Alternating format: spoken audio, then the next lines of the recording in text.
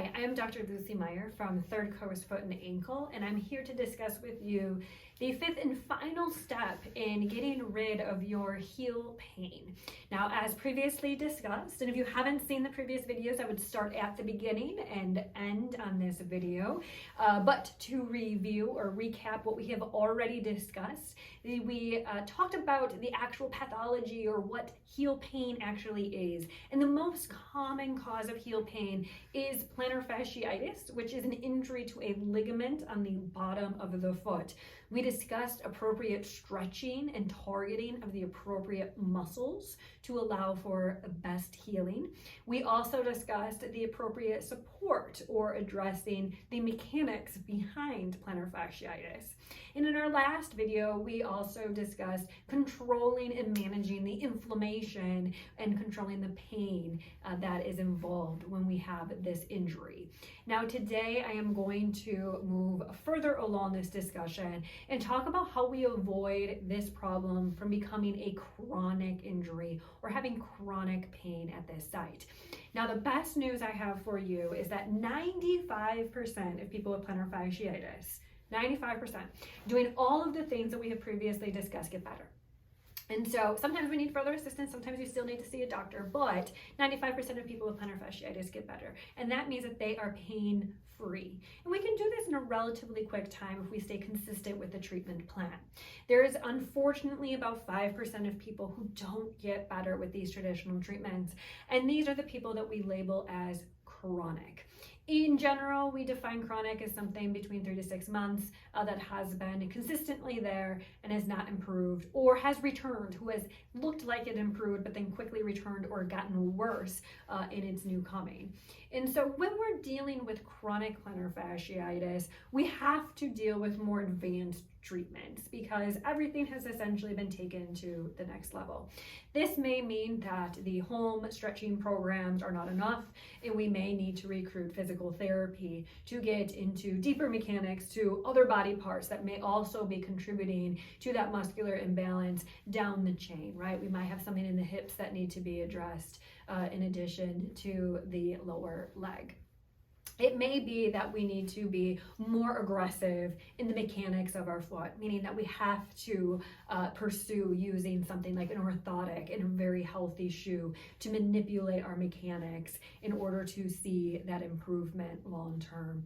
And it may be that we have to address the inflammation in a little bit more of a creative way because our body has essentially failed us in managing that inflammation appropriately, in managing that healing process appropriately. And so we have to take over and guide the body in doing it better. There are essentially two different options that I like to turn to, but there's also a third option which I will discuss last. So the two options that I like to turn to first, we've already discussed once before on the other videos, is laser therapy. Cold laser is a great way to manage your body's healing process because we are using high intensity light to change the function of our own cells to make them work faster and better and harder at the healing process, but it also helps manage that inflammation and those pain producing processes by eliminating them so we can become more comfortable in the healing process. When things become more chronic, those treatments take more time. And so if we are treating plantar fasciitis acutely, for example, we can see gains in that laser therapy in a few weeks. When we are dealing with a more chronic condition, it may take, up to a month before we see those significant results. Now, shockwave therapy is also an excellent way to treat chronic ligament injuries like plantar fasciitis because once again, it's stimulating our body to have a better inflammatory response, one that is actually going to heal more appropriately. Once again, when we're using something like shockwave therapy, we are recruiting our body's own cells. We're using the tools we already have. We're just amplifying them to make them work better. So shockwave, once again, anytime that we're dealing with something chronic, quick results are harder to come by, but we do see consistent results with these treatments. We just have to work a little bit harder at getting our body back in line to the right treatment course. Our avoider, what we really try to avoid, is surgery. And most people do not need surgery, and it is not necessarily touted as the best treatment at this time for plantar fasciitis. And so we do try to stay away from it, though I will say it can be appropriate for some people at some times. And so we do occasionally run into situations where surgery is an option for a patient. Now, the most important thing that I want to talk about is those people who may be teetering on that 5%, who have seen a lot of improvement, but just aren't quite at 100%. What do we do with you? How do we get you to 100% when you have that occasional pain in the heel? And the reality is, or what I want you to take home, is knowing that this is an injury that you should get to 100%. So if you're teeter-tottering in this area where you're not really getting all the way better, and you are months into this process, something's not right, and it needs to be addressed, because you will kind of sink into that 5% if you don't intervene. And then we might be talking about some of those more advanced treatments that take longer to see the appropriate results. So one of the things that I want to remind you is about the stretching portion, because when we do a deep dive in the literature, this is one thing that is very consistent in all the research out there, is that stretching out those calf muscles or those leg muscles really have not just a short-term benefit, but a long-term benefit at improving and decreasing that stress and strain on that plantar fascia. And so it is oftentimes the first thing we become lazy on, because it's something we have to do. We have to do it very consistently every single day.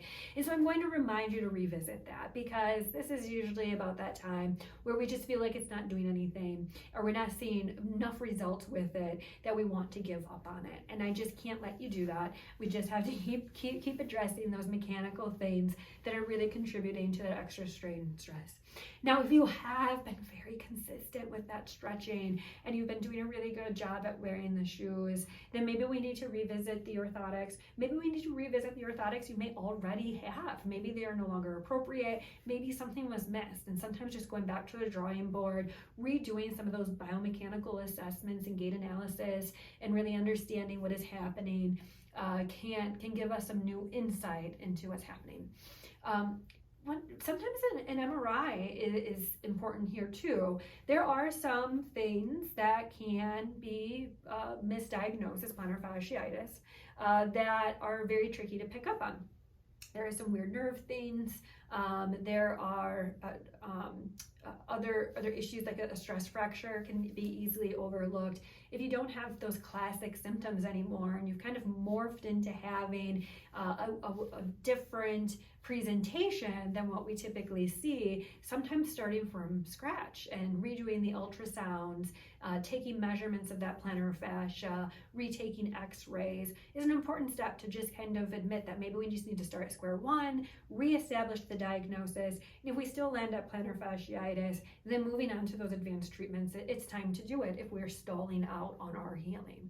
So the most important part of avoiding a chronic condition is not giving up until you're 100%, because that is what you deserve. And this is an injury that you can get better from. It is not a chronic condition that you do deal with for the rest of your life. When you get plantar fasciitis, you recover from it. You do not always have it.